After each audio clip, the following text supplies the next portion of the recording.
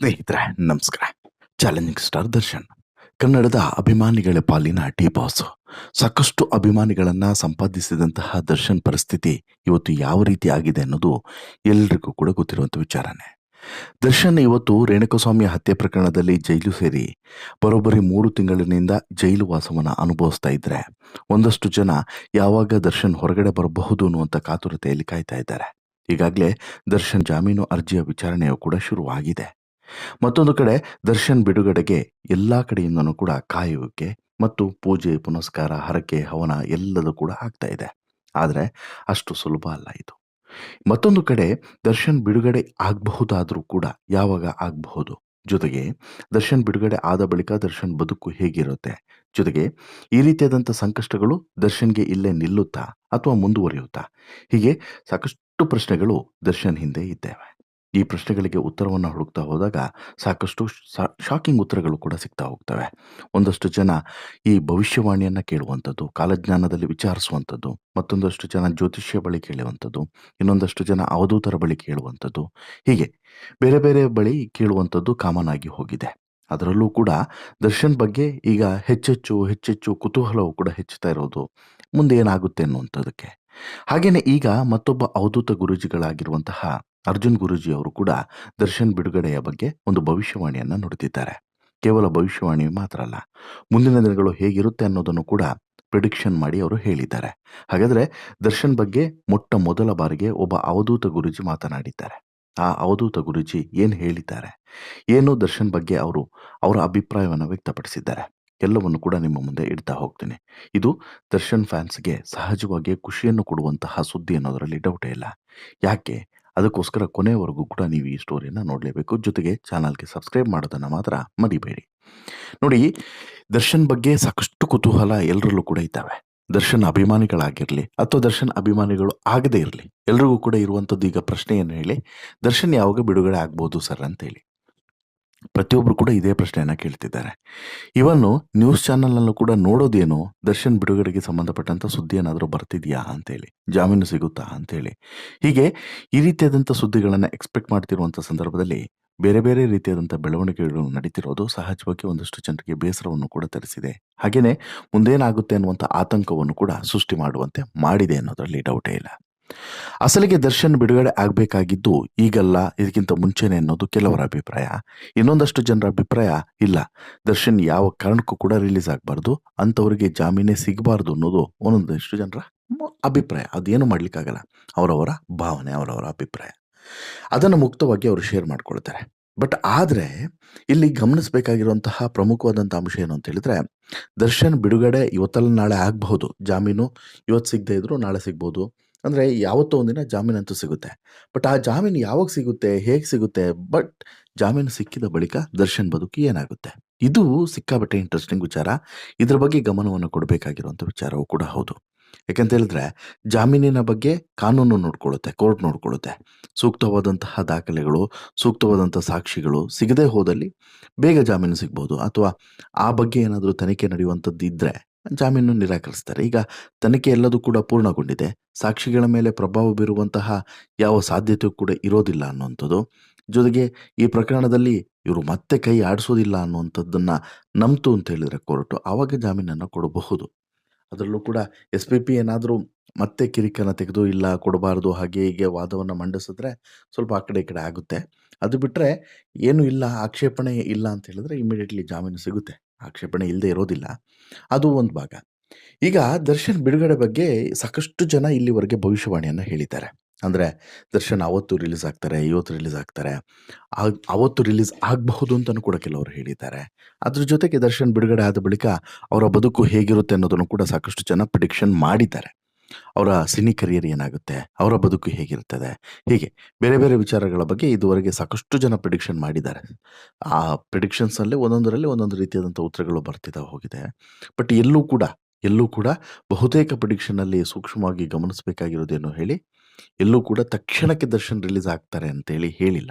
ನಿಜವಾಗ್ಲೂ ಕೂಡ ನುಡಿಯುವಂತಹ ಅಥವಾ ನಂಬಿಕೆಗೆ ಅರ್ಹವಾಗಿರುವಂಥ ಪ್ರಿಡಿಕ್ಷನ್ಸ್ಗಳಲ್ಲಿ ಎಲ್ಲೂ ಕೂಡ ಇದನ್ನು ಮೆನ್ಷನ್ನೇ ಮಾಡಿಲ್ಲ. ನಾಳೆನೇ ದರ್ಶನ್ ರಿಲೀಸ್ ಆಗ್ತಾರೆ, ಇವತ್ತೇ ದರ್ಶನ್ ಹೊರಗಡೆ ಬರ್ತಾರೆ, ಹೀಗೆ ಹೇಳಿಲ್ಲ.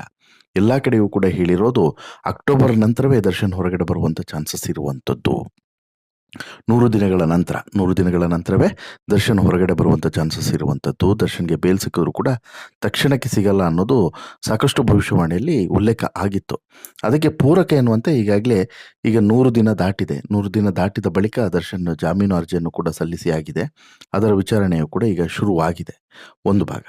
ಇನ್ನು ಎರಡನೇ ಭಾಗ, ಈಗ ಮತ್ತೊಂದು ಭವಿಷ್ಯವಾಣಿಯು ಕೂಡ ಈಗ ಇದಕ್ಕೆ ಸೇರ್ಪಡೆಯಾಗಿದೆ. ಅದಕ್ಕೆ ದರ್ಶನ್ ಬಿಡುಗಡೆಗೆ ಸಂಬಂಧಪಟ್ಟಂತಹ ಬೆಳವಣಿಗೆಗೆ, ಚರ್ಚೆಗೆ ಮತ್ತೊಂದು ವಿಚಾರವು ಕೂಡ ಸೇರ್ಪಡೆಯಾಗಿದೆ. ಆ ವಿಚಾರವೇ ದರ್ಶನ್ ಬಿಡುಗಡೆಯ ಬಗ್ಗೆ ಅವಧೂತ ಗುರೂಜಿಯೊಬ್ಬರು ಮಾತನಾಡಿರುವಂಥದ್ದು. ಅವಧೂತ ಗುರೂಜಿ ಆಗಿರುವಂತಹ ಅರ್ಜುನ್ ಗುರೂಜಿ ಅವರು ಈ ಬಗ್ಗೆ ಮಾತನಾಡಿದ್ದಾರೆ. ದರ್ಶನ್ ಬಿಡುಗಡೆಯ ಬಗ್ಗೆ ಮಾತನಾಡಿದ್ದಾರೆ.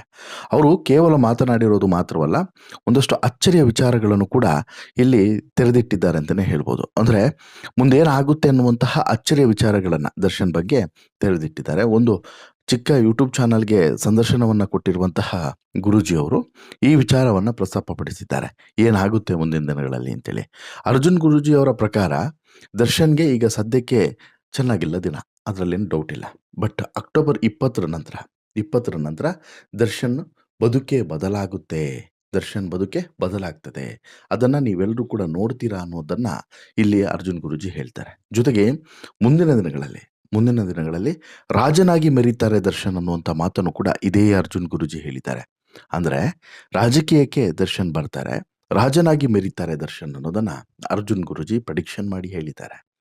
ಅದರಲ್ಲೂ ಕೂಡ ಇಂಟ್ರೆಸ್ಟಿಂಗ್ ಏನು ಅಂತ ಹೇಳಿದ್ರೆ, ಸದ್ಯಕ್ಕಂತೂ ಹಾಗಾದರೆ ಬೇಲ್ ಸಿಗಲ್ವಾ, ಬಿಡುಗಡೆ ಆಗಲ್ವಾ ಅಂತೇಳಿ ಕೇಳಿದ್ರೆ ಅದಕ್ಕೆ ಒನ್ಲೈನ್ ಆನ್ಸರನ್ನು ಕೊಟ್ಟರು. ಇಲ್ಲ, ಇದಕ್ಕೆ ನಾನು ಆನ್ಸರ್ ಕೊಡೋದು 20. ಯಾವ 20? ಅಕ್ಟೋಬರ್ 20. ಇಷ್ಟು ಮಾತ್ರ ಅವ್ರು ಹೇಳೋದು.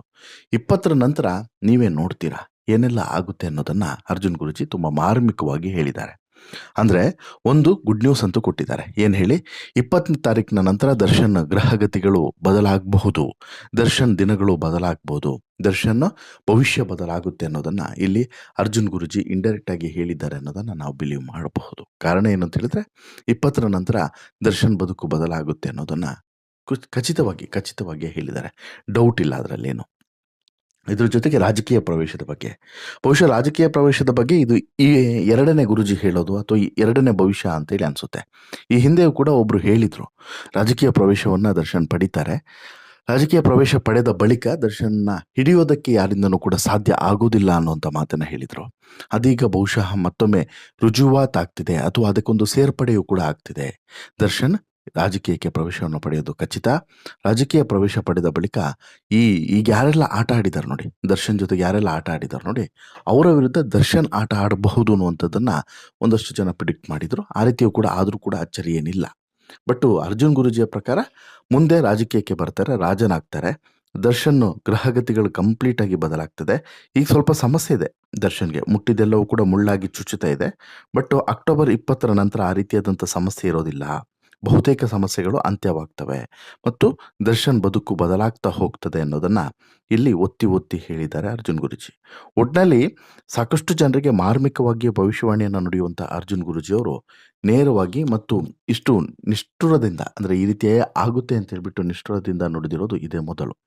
ಹೀಗಾಗಿ ಅರ್ಜುನ್ ಗುರೂಜಿಯ ಈ ಭವಿಷ್ಯವಾಣಿ ಬಹುಶಃ ಸತ್ಯವಾಗುತ್ತಾ, ಸುಳ್ಳಾಗುತ್ತಾ, ಅಥವಾ ಈ ಭವಿಷ್ಯವಾಣಿಯ ರೀತಿಯೇ ದರ್ಶನ್ ಬದುಕೆ ಬದಲಾಗುತ್ತಾ, ಹೀಗೆ ಸಾಕಷ್ಟು ಕುತೂಹಲಗಳು ಸದ್ಯಕ್ಕಂತೂ ಮನೆ ಮಾಡಿರೋದು ವಾಸ್ತವ.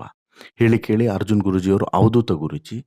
ಸಾಮಾನ್ಯವಾಗಿ ಅವರು ಇಂತಹ ವಿಚಾರಗಳ ಬಗ್ಗೆ ರಿಯಾಕ್ಟನ್ನು ಮಾಡೋದಿಲ್ಲ. ಬಟ್ ಮೊದಲ ಬಾರಿಗೆ ಬಹಿರಂಗವಾಗಿ ಇಂಥದ್ದೊಂದು ವಿಚಾರದ ಬಗ್ಗೆ ರಿಯಾಕ್ಟನ್ನು ಮಾಡಿದ್ದಾರೆ. ಇದರ ಫಲಿತಾಂಶ ಏನಾಗುತ್ತೆ ಕಾದು ನೋಡಲೇಬೇಕು. ಇನ್ನು ಕೂಡ ನಾವು ಹೆಚ್ಚು ಕಡಿಮೆ ಒಂದು 30 ದಿನಗಳ ಕಾಲ ಕಾದರೆ ಬಹುಶಃ ಏನಾಗಬಹುದು ಅನ್ನೋದು ಗೊತ್ತಾಗ್ತದೆ. 1 ತಿಂಗಳು ಕಾಯಬೇಕು ಹೆಚ್ಚು ಕಡಿಮೆ. ಆಗ ದರ್ಶನ್ ಭವಿಷ್ಯನೂ ಕೂಡ ನಿರ್ಧಾರ ಆಗ್ಬೋದು, ದರ್ಶನ್ ಮುಂದಿನ ಜೀವನದ ಬಗ್ಗೆನೂ ಕೂಡ ನಿರ್ಧಾರ ತೆಗೆದುಕೊಳ್ಳಬಹುದು ಅನ್ನೋದು ಮಾತ್ರ ವಾಸ್ತವ. ಇವತ್ತಲ್ಲ ನಾಳೆ ದರ್ಶನ್ ರಾಜಕೀಯಕ್ಕೆ ಬರೋದಂತೂ ಕನ್ಫರ್ಮ್ ಅನ್ನೋದು ಮಾತ್ರ ವಾಸ್ತವ. ನಿಮಗೇನು ಅನಿಸುತ್ತೆ ಸ್ನೇಹಿತರೆ ಈ ಬೆಳವಣಿಗೆ ಮತ್ತು ಈ ಅರ್ಜುನ್ ಗುರೂಜಿ ಅವರ ಭವಿಷ್ಯವಾಣಿಯ ಬಗ್ಗೆ ನಿಮ್ಮ ಅಭಿಪ್ರಾಯ ಏನು? ಅಕ್ಟೋಬರ್ 20ರ ನಂತರ ದರ್ಶನ್ ಬದುಕು ಬದಲಾಗುತ್ತೆ ಅನ್ನುವಂಥ ಮಾತನ್ನು ನೀವು ನಂಬ್ತೀರಾ? ನಿಮಗೆ ಯಾವ ರೀತಿ ಬದಲಾವಣೆಯನ್ನು ನಿರೀಕ್ಷೆ ಮಾಡಬಹುದು ಅಂತೇಳಿ ಅನಿಸುತ್ತೆ? ದಯವಿಟ್ಟು ಕಮೆಂಟ್ ಮಾಡಿ ತಿಳಿಸಿ. ಜೊತೆಗೆ ಈ ಸ್ಟೋರಿ ಇಷ್ಟ ಆಯಿತು ಅಂತ ಹೇಳಿದ್ರೆ ಲೈಕ್ ಮಾಡಿ, ಶೇರ್ ಮಾಡಿ, ಚಾನಲ್ಗೆ ಸಬ್ಸ್ಕ್ರೈಬ್ ಆಗೋದನ್ನು ಮರಿಬೇಡಿ. ಧನ್ಯವಾದ.